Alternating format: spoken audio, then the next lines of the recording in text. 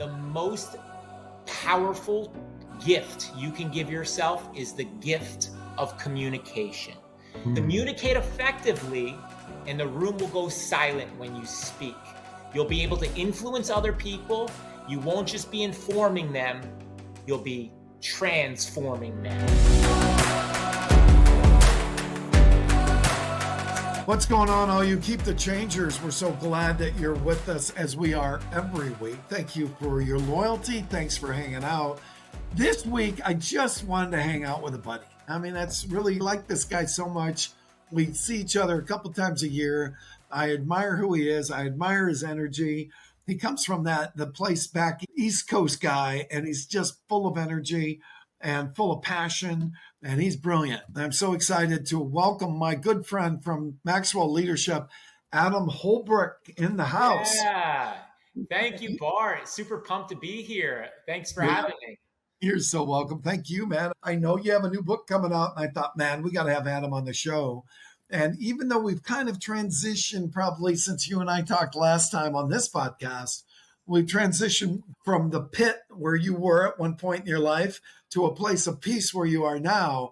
So now we talk about leadership in the dealership, but I really believe with your history with businesses that you'd be the perfect one to talk about. I think business is business, right? Small business is small business. And you'd be the perfect one to talk about leadership in this small business realm. So I'm excited to have you, man. So tell everybody a little bit about who Adam Holbrook is, your story, your professional story, family story, and anything else you want to share with us, my friend. Great. Amazing. Yeah, I built and sold 2 companies. The first one I was suicidal during, and I had built a very beautiful business. But the problem was I was a very good salesman, but I was a very bad leader. I couldn't get my people, my employees to do what I wanted them to do because of who I was as a person, which caused me to work 90, 110 hours every single week for 3 years. Wow. And that actually made me suicidal. I had thought about it day in and day out, taking my car, driving it off a cliff and ending my life. And it all went down on Christmas Eve in 2005. And that's when I'm in my car, I'm drunk, I'm numb. I got my suicide note in my one hand. I'm got my drink in the other. I'm on the cliff. I'm ready to end my life. My dad called me that night at like 10 o'clock. We were fighting at the time, Bart. And he told me he loved me. Now, that was God. That was God for me. And that was my God talking through my dad. He told me he loved me, caused me to cry myself to sleep in my car that night. And the next day I woke up to a 17-hour straight shift. After my shift, I post my business for sale on a random website. And I was able to sell my first business. It was an office cleaning business for $220,000. At that time, that was more money than I ever had in my entire life. But the problem was I was still the same bad leader. I got a little bit of money for the first time, but I'm really bad leader still. So then I started like recognizing, why do some people go so far in life and can have everything that they want and have thousands of employees, and other people, they cap off? And I realized it comes down to leadership. So I started picking up books on leadership, attending conferences on leadership, and I became a student of leadership. And then I start my second business, a bottleless water cooler business. And I built that business up for 13 years. And after 10 years of owning it, Culligan, the big water company, Culligan Water, they asked to buy me. I said no for 3 years. And then I finally decided to sell it to them after 13 years for 7 figures. And the only reason I sold it was not the money. It was I wanted to live a life of purpose. Oof. I wanted to live a life of purpose and I want to help the other companies. I want to help other people that are struggling with the same things that I did, help them out of those rat races in life. Oh, dude, thank you so much. That's so rich. That just, yeah. And I'm so proud of you, man. I got chills. I just got chills. I just do. Man, I want to unpack that. And the reason for that, and this is kind of extemporaneous between you and me, Adam, as we talked about, because we don't know necessarily where we were going to go here. We knew what we wanted to talk about, but you never know. But I really need to hear this because I know, my history, Adam, has been automotive for a long time. And I drifted back away from automotive a little bit, back to automotive, because at one point I was doing sales training, Adam, in automotive. And dude, I got to tell you, there's everybody and his brother's a sales trainer, right? I mean, there's so many people that are ex-salespeople that become sales trainers, or people that maybe haven't been good salespeople that decide to sales train, whatever. And I had good success with it. But what happened with me in 20 was I realized where's the biggest need? And the biggest need was leadership. And we've talked about that offline. But what was interesting is, I'd written my book, the Keep the Change book, and I talked about my recovery, and I talked on stage about my recovery. But frankly, people weren't paying money to hear me talk about recovery. They wanted to hear the story, but those weren't paying customers. They were friends and relatives and people in my ministry and all that. And I'm great with that, but I wasn't paying the bills. So I stepped back and I said, what pays the bills? Leadership pays the bills. But as we talk about leadership, great leaders we talked about this online, are very self-aware, right? And John Maxwell in his book, The Self-Aware Leader, says the one thing that holds people back more than anything else is a lack of self-awareness. So what I'm hearing and what I'm really curious about, this goes, if you're a car dealer listening to this and you come and see me 300 times, 300 of you come every week to listen to my podcast, this is you too. You're working 90 hours, or your managers are working 90 hours, and they're freaking miserable for the bottom line, right? To sell another car. So my question to you, Adam, how in the world did you, besides a dad that loved you and cared, and besides a God that wanted to save you, how did you turn it around, man? What happened with you? You mentioned purpose. What in the world happened? Because again, there's somebody listening to this today. I was miserable, Bart. I was absolutely miserable in life. I had I had, after I sold my first company, I was still miserable because I wasn't happy who I was.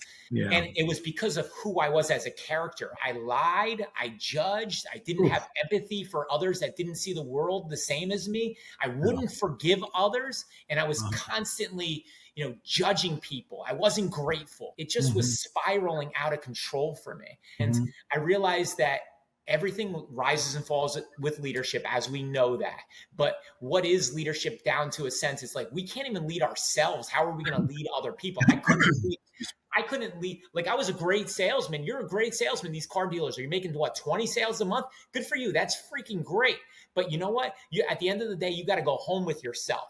And if you are not happy with who you are as a person, then, you're not in it for the right reasons, right? So go home, be happy with yourself. And I had to forgive myself. Like, that was forgive myself for who I was for a lot of times. And difficult people, I was the most difficult person you could possibly imagine, Bart. And I used to say, as soon as they stop being difficult to me, I'll stop being difficult to them. But guess what wound up happening? Nothing. They continued to be difficult, and I continued to be difficult. And then one day I'm like, my wife said to me, she's like, your life is spiraling out of control because you're so difficult. Ooh, and so I said, all right, you know what? I'll try to be a little less difficult. And I figure I'm not gonna be difficult to my wife anymore. Because my wife's got this like beautiful hair, beautiful blonde hair, but she combs her hair and her hair goes all over my clothes. So one of the things I do is I take the hair off of my clothes, I hold it out in front of her, I make a face like this, and I sprinkle it on the floor. I'm always being difficult to her, but I'm not going to be difficult to her anymore. I'm not going to be difficult on the roadway anymore. And guess what started to happen? As I stopped being less difficult, they stopped being less difficult as well. But how did you change, dude? You did people. I don't want to be difficult anymore. I want to quit being a jerk. But we're all waiting for the other guy to stop being difficult first, right? Everyone Like, that guy's such a turd ball, right? Like, what? Like, A as soon turd as he ball? starts, What's a turd ball? so as soon as he stops being a turd ball to me, I'll stop being a turd ball to him. Am I allowed to say that? No, of course you are. But so here's the question though, man. I mean, look, in recovery, which I'm at and I don't know if I told you this, but I went to Zambia last week and got to speak to men in Zambia about recovery. In recovery, we talk about there's 12 steps, right? Step 1, admit. Step 2, came to believe in something greater than ourselves. Step 3, committed to make a decision to turn our will and our life over to the care of God as we understood. Okay. Right. So that, the reason I wrote that book, Keep the Change, was because I knew in our industry or in business, everybody needed to do the 12 steps. The 12 steps are for everybody, not just for people that are addicts. It's for everybody. Those who are mean, those aren't kind, those are insecure, everybody. But what's so interesting about that book is as I coach people that are struggling, like you were in business, I think, oh my gosh, this person was suicidal. This person was terrible to other people. This person was this. I see that all the time in the business that I represent. Yeah. And there's a solution.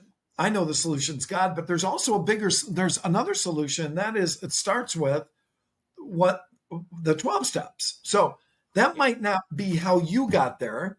That's how I got 40 years of sobriety. That's how I got freedom from anger and low self-esteem and sexual integrity issues, all because of the 12 steps. But how did you get there? How did you, for somebody listening to this that says, man, I'm mean to my employees. I suck. Hey, I'm drinking every night. I suck. I'm using. For me, it all came down to one thing. When my father-in-law said to me, when I was selling my second business, he said to me, delay your emotions. Ooh. I know you just want to react to them. You want to rip them apart. But as soon as you react to them, your character is defined. Ooh. Because our character isn't determined by who we are on a good day. Because we all can pretend to be someone on a good day. Oh, yeah, our character is determined by who we are on a bad day when life is against you. I was getting ready to sell my business to Culligan Water, and my father-in-law said to me, I need to meet with you. He goes, look, my father-in-law is a super successful business guy. He says to me, look, Adam, this is a great deal, but this deal today and 90 days from now, when this deal closes, it's going to look a lot different. And if you allow your emotions to get to you, the deal is going to fall through. The day of closing had come. We kicked the tires for 90 days. They said to me, we want to change the agreement. We want to meet with your largest customer. I'm like, no way.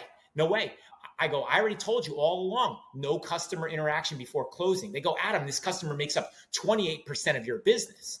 I'm sorry, the deal is off. And I walked away. Wow. I didn't suppress my feelings. Listen to the difference, Bart. I didn't suppress my feelings. I told them exactly how I felt. Now, sometimes I will suppress my feelings. If you're talking to your wife and your wife or somebody, you talk to somebody and they say something a little bit like, that's just the craziest thing. A lot of times I will just kind of suppress my feelings because it's just not worth it. But if it means something to me, if it's something that I value highly, I will let them know how I feel, but I'm not going to raise my voice, belittle them, or pick on them for those values or beliefs. And I wanted to rip them, you know what, but I didn't. And you know what? I walked away from that deal on Friday. Saturday, they called me. Nothing. I couldn't pick up the phone. I was just so angry. Sunday, they called me. I finally pick up the phone on Sunday night. They go, Adam, we want to work a deal out with you. I go, what's that? We want you to jump on a call and we want to wire into a phone call with your customer. I go, are you going to say anything? They go, no, we're not going to say anything. We just need to record it. I go, what do I have to say? They go, well, we want to find out if they're happy with service and if they plan on continuing to work with you. I go, fine. And just like that, the deal closed by delaying my emotions. Ooh. That's it. Yeah.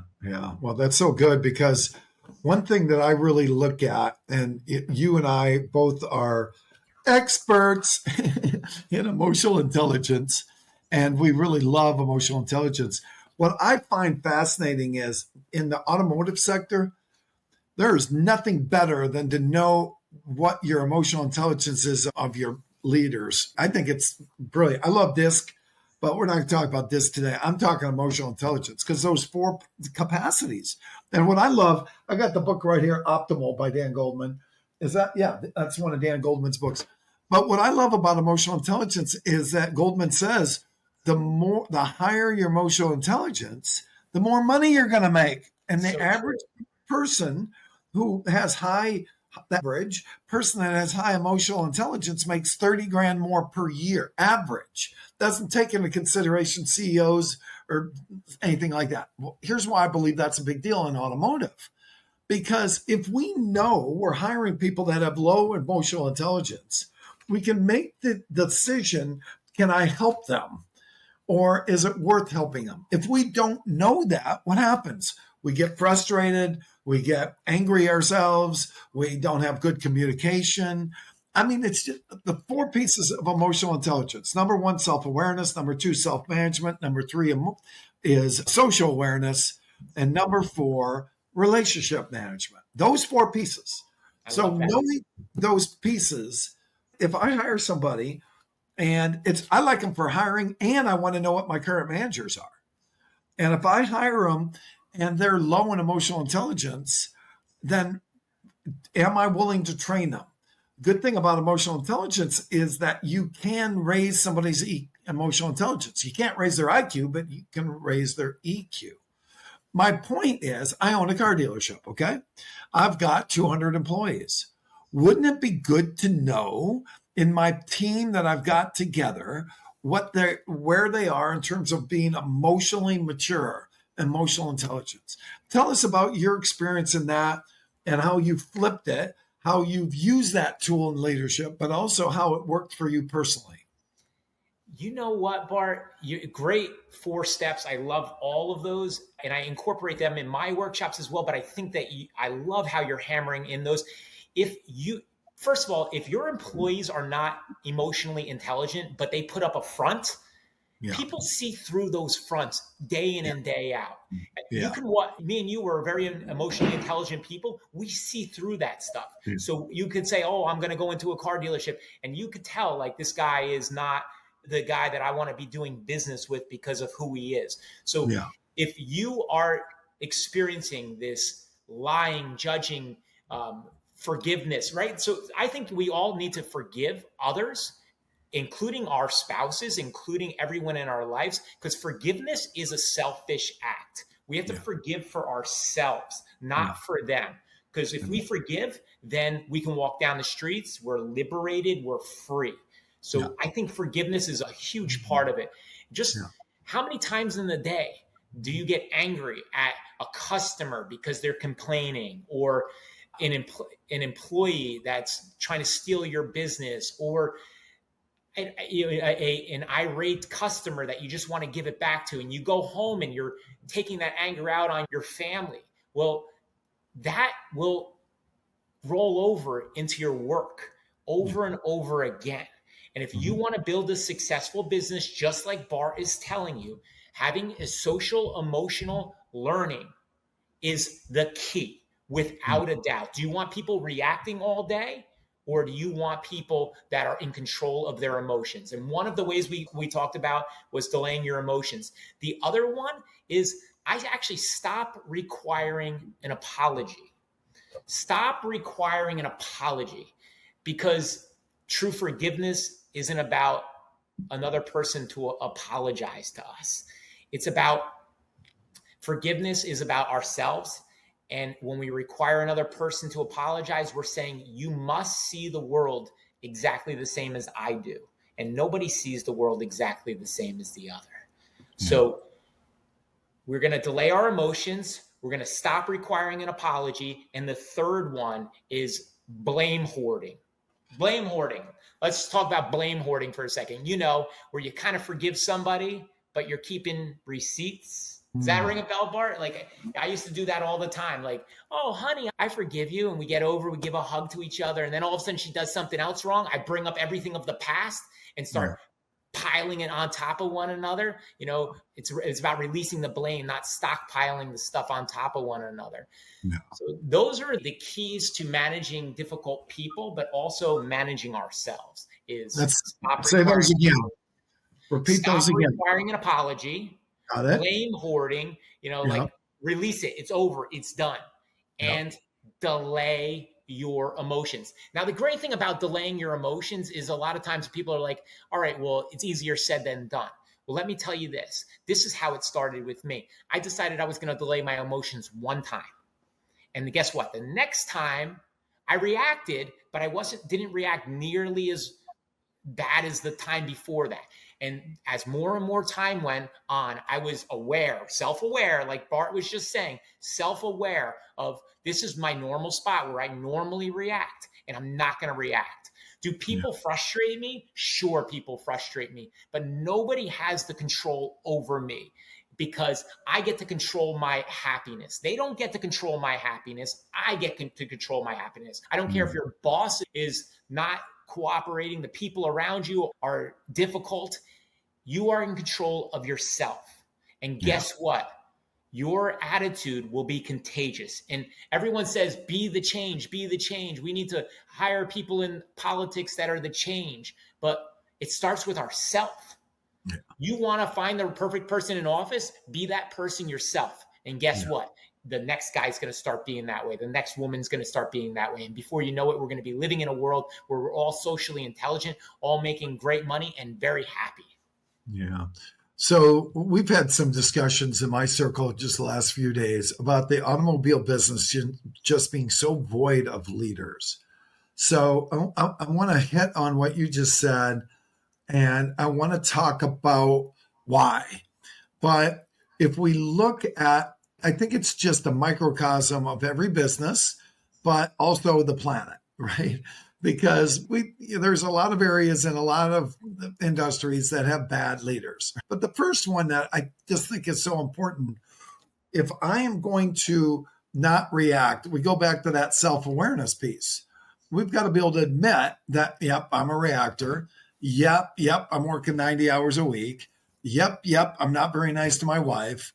It starts with that, as we talked about a little bit ago, that admission. Until we have that admission and we're aware of it and then we admit it, we're never going to shift it and move to the other side. The next piece, those things you gave me again, give those to me again.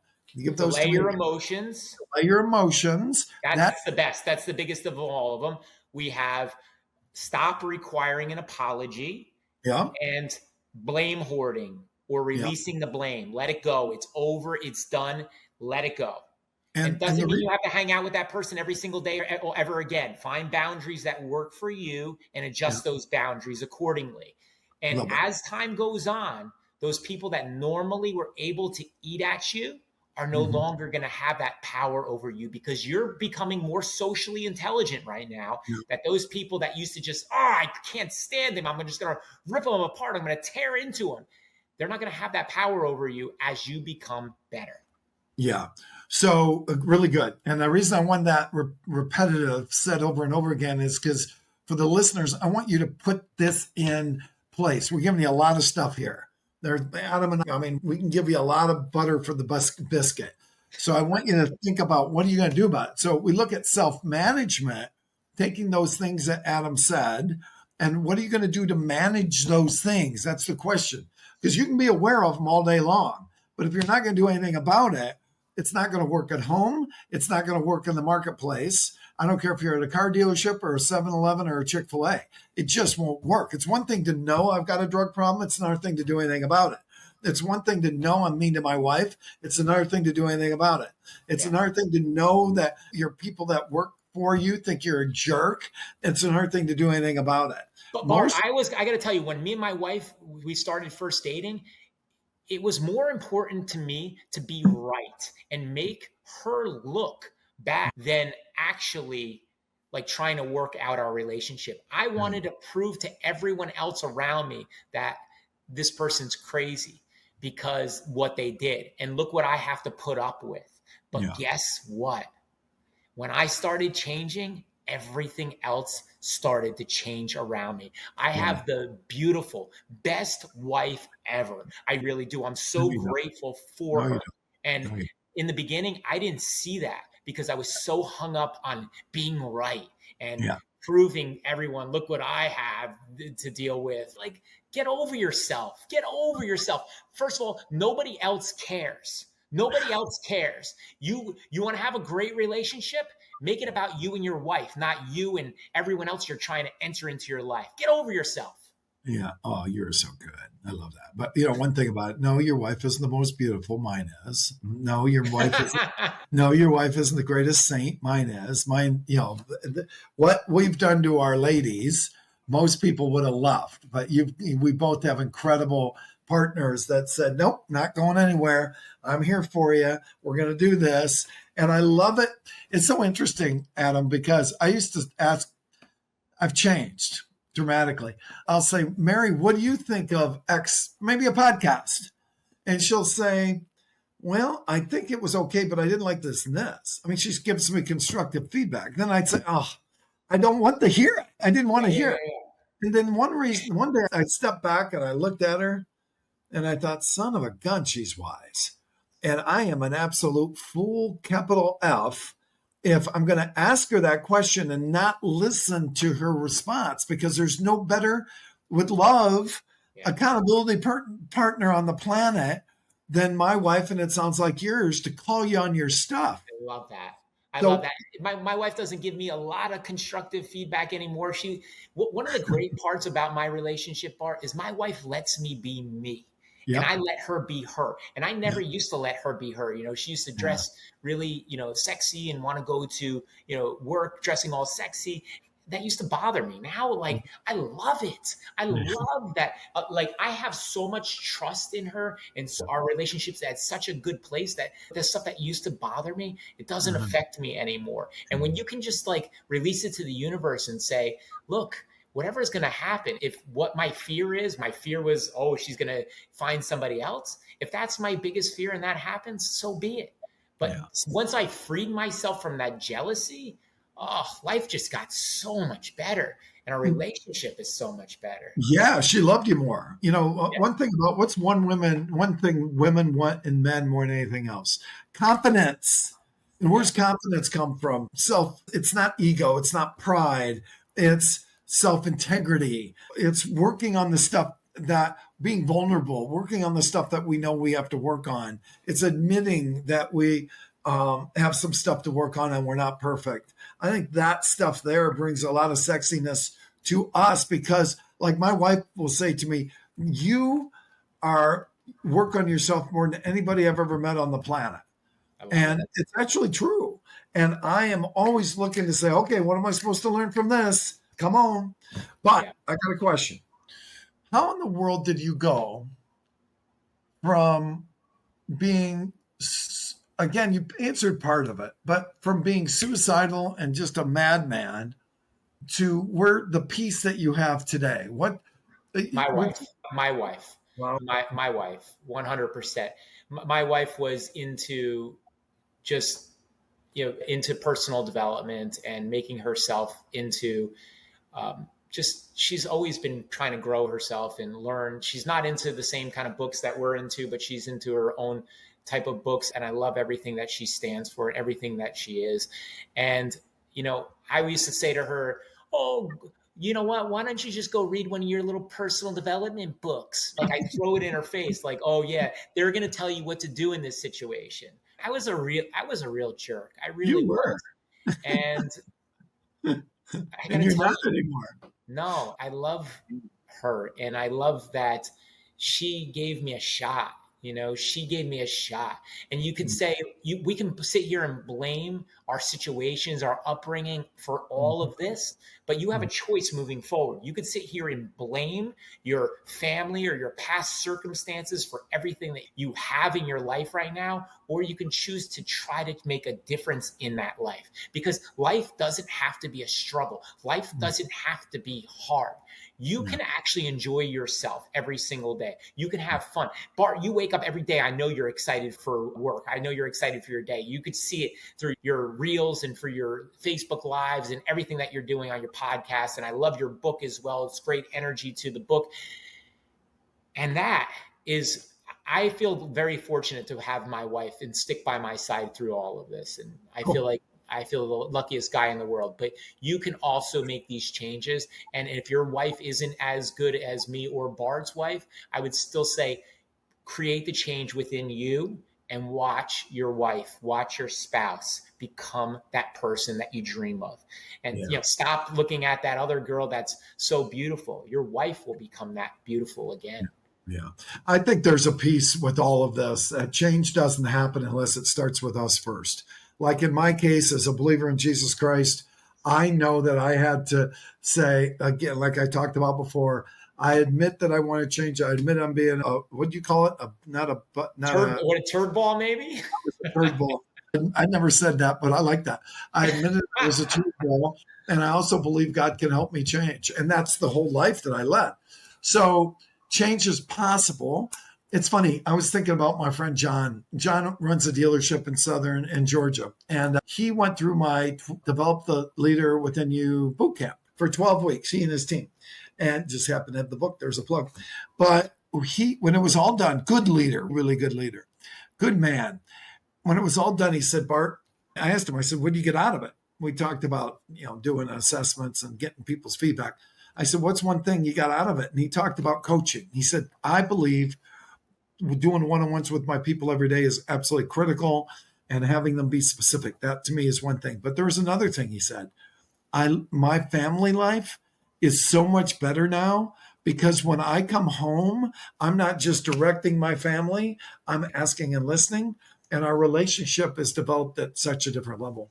So, and I thought, wow.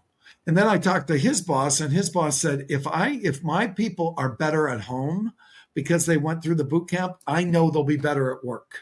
Yeah. If you're struggling at home, man, it's hard at home. It's hard. You can lie all you want, but it's hard to be happy at work. It's just, it just tears at you and rips you apart.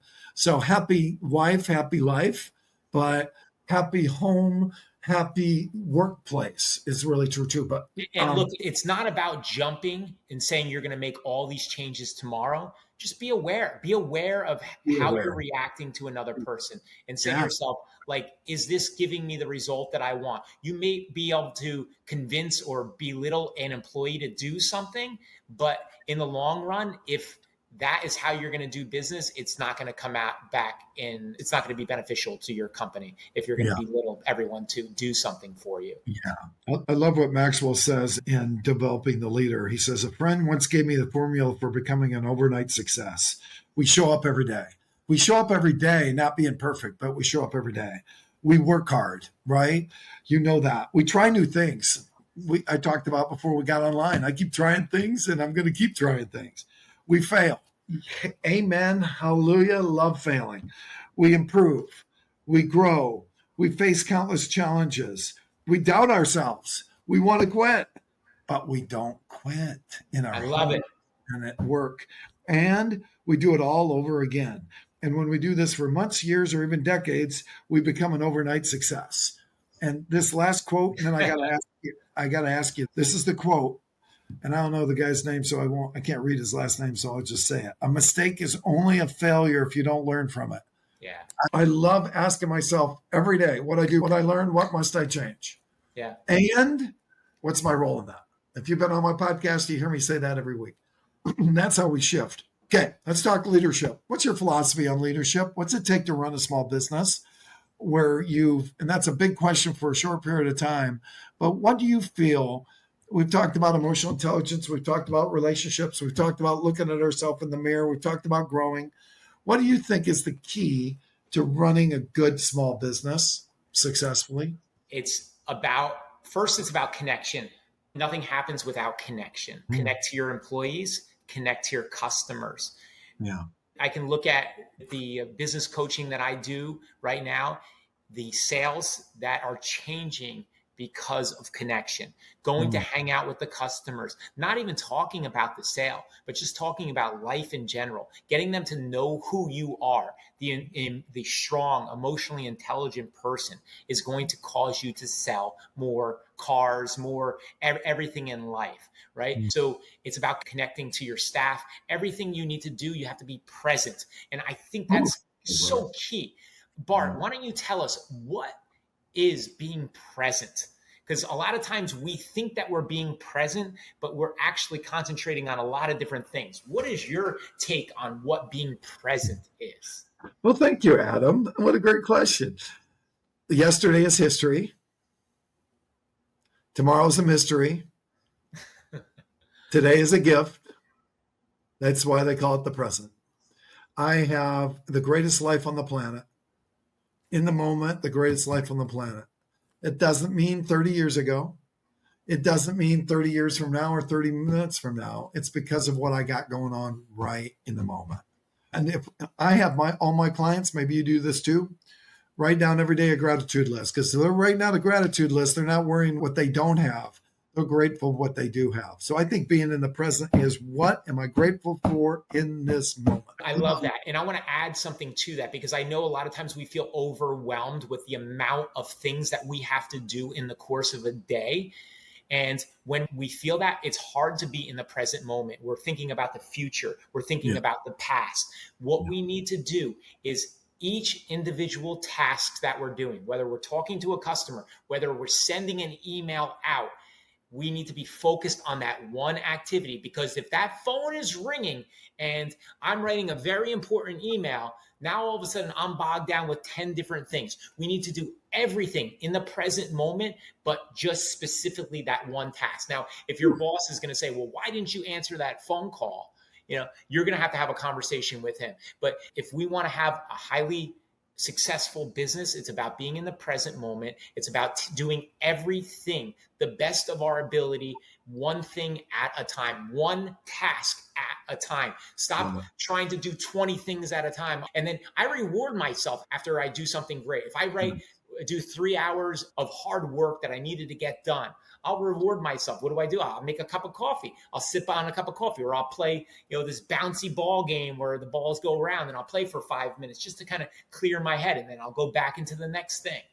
This is so good. Now, understand this guy has built businesses that he sold for 7 figures. He's been a leader. He's a leader at home. He's also an author. Adam's written a couple books. The first one is, give us the first one again. It is Character Evolution. Yes. Character Evolution is about mental health. It's about my mental health struggle. It's about me lying, judging, not forgiving, being judgmental, not grateful, my life spiraling out of control. Everyone else was, if somebody was wealthy, it was because they did something unfair. And that was my life. And that was why I was spiraling out of control. And if you're in that state of mind and you want to make yourself better, it's all about our character. Get that book, Character Evolution. Love it. My second book, which just came out yesterday, let's go, is How to Give the Best Speech Ever. Ooh, talk to us. The most powerful gift you can give yourself is the gift of communication. Communicate effectively, and the room will go silent when you speak. You'll be able to influence other people. You won't just be informing them, you'll be transforming them. Ooh, and this book, I started writing a really long book that was built on stories, and I was going to break down each individual title and go into great detail. And then I said, what would really be great is a tip book where you can just grab one tip, read that one tip, think about that tip and how you can enter that into your own communication style. Whether you're a sales manager, a salesman, or talking to board members, giving a best man speech at a wedding, a school principal, whatever the situation, communication is the key to more money, better life, better lifestyle, more influence. And if communication is that valuable, why doesn't everyone learn to do it? Because it's scary. It's scary. And I love the quote by Jerry Seinfeld. He's an actor, comedian. Everyone knows Jerry Seinfeld. He goes, according to most surveys, people's number one fear is public speaking. Number two is death. Is that right? Number two is death. That means to the average person attending the funeral, you're better off in the casket than doing the eulogy. Leave it to Jerry Seinfeld to put a little humor on. Man, I mean, think about this. I have so many clients that I'm so honored to work with, but it all started with they don't communicate very well, and they don't like to have those tough communications, that crucial communication with somebody. They just don't. They'd rather not say anything, and then they don't say anything, and it just gets a little bit of fire under it, and then we really got a problem. So this book is not just for those who want to do speeches. This is for people who communicate in life. Is that what I'm hearing? Yeah, this book is for, if you're going to be a best man in a wedding, or you're going to be speaking to a group of people, or whatever that would be, this is the book for you. And I would love to talk to you about the tip number one. And yes, I want to hear it. Number one is credibility. It's if you haven't lived it, it's not your message to share, right? So many times in my early years of speaking, I used to speak on things that I wasn't living. I was saying, oh, you guys need to be more mindful. And I would teach exercises on mindfulness. I am the least mindful person that you can imagine. I am not mindful. I'm trying to be mindful, but I am not mindful. Don't ask me to teach on mindfulness. Even though I pretended it was a good speech, if the message fell flat because I wasn't living that message. So we have to be credible for what we're speaking. If we're going to tell somebody else to do something, we got to make sure that we are that person as well. Wow. That's so good. So give me another one. Give me another tip. All right. So have fun. Have fun. Like if you're speaking, have fun. Because if you're up there and I'm going to talk to you right now, Bart, and we're going to go through content right now, and we need to connect with more people and everyone needs to connect, nobody cares. But if I'm up there and I'm talking like, what's up, guys? Like, how was your day? You go into having fun. I just coached this guy. He's going for a new career. And he went on the interview today. And he says, what's one thing that I need to do? I go, have fun. Go in there and have fun. Guess what? You're likable. People want to buy from you. People will want to promote you if they like you. So have fun. Every day you got to have fun in everything that you're doing. Even when life gets messy, even when the people around you aren't nice back, have fun with them. Yeah, that's so good. Yeah, and I'm reminded of my son Dax, who 83% of the people on the planet are introverts. Dax is an introvert. He's in sales. And he decided, because he really wanted to learn how to communicate better, to go to Toastmasters. And I have to tell you, it worked really well. I went to Toastmasters so I could speak on stages. He went to Toastmasters just so he could do presentations to clients as an introverted person. And it really worked for him. It allowed him to be more confident in his words and more confident in his presentations. So, and because of that, he has credibility and he's learned to lighten up and have fun. So that works so well. And let me just add on to that. It's a lot of times I'm part of Toastmasters as well. I'm the president of my chapter. A lot of times we think that Toastmasters is the all in, right? If we're not communicating effectively at work, we need to practice more than just Toastmasters. First of all, we have to find a creative space, right? This is in my book. We have to find a creative space, whether it's on a cozy chair, a comfy corner, or on a peaceful walk. Having a creative space where we can have our ideas and thoughts come together, that's where we have creativity, room to grow with creativity. And it's so important to give ourselves some time every day to be alone in our thoughts and be able to practice and articulate our messages. Because if we are able to articulate our messages clearer, we're going to be able to move our audience. And a lot of times we think it's not that way. We're just going to improve because of practicing at work. No, if you're not practicing what you actually really want to say in those situations, learning from those mistakes that you made, you're never going to go anywhere. I practice on a morning walk every single morning. I leave myself some time to think. I leave some time for allowing words to come in. I talk to myself on my morning walk, and I'm grateful that I only got the cops called on me once because they found me so deranged because I was talking to myself. But in the whole process, I became a better speaker. So it's totally worth talking to yourself. And you are a stud speaker. You're a great coach. You've worked with education. You've worked with schools. You've worked with leaders there. You've owned businesses. You've had successful businesses that you've sold. People dream to be able to sell a business, period. But you've had just great success with that. You know leadership. You've transformed yourself at home and as an author. It's just fun hanging out, man. It's just so fun.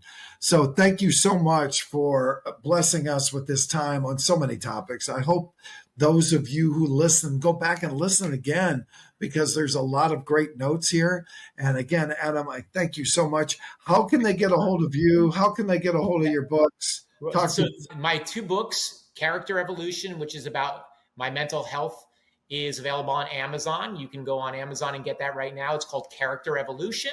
And my new book, which just came out yesterday, is How to Give the Best Speech Ever. It's also available on Amazon as well. If you want to reach me, I do public speaking on social emotional learning, leadership. You can see my website at lead2learning.com. And that's it. I am so grateful for this opportunity today, Bart. Keep rocking it, man. I know you're adding so much value everywhere you go. Thank you, buddy. You're such a jewel. Thank you so much. And I just love hanging out. That's the gift of doing these podcasts. That when you ask somebody, hey, you want to have lunch? They can't. He's in New Jersey. But when I say, hey, man, you want to be in my podcast and share a cup of coffee and throw some nuggets back and forth? Thank you. Excellent job. Love it. Hey, if you love it, thank you. If you love it, share it and subscribe. And we'd certainly appreciate you for being on Keep the Change. Take care, everybody. Put this stuff to use. We'll talk to you next time.